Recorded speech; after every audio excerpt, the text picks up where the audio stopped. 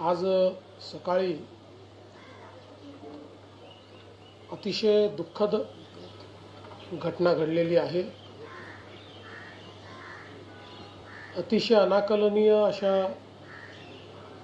परिस्थितीमध्ये विमान अपघातामध्ये राज्याचे उपमुख्यमंत्री अजितदादा पवार यांचं दुःखद निधन झाल्याची वार्ता सर्वांना मिळाली आणि संपूर्ण महाराष्ट्रामध्ये शोककळा पसरली। खरं म्हणजे श्री अजितदादा पवार महाराष्ट्रातले एक लोकनेते होते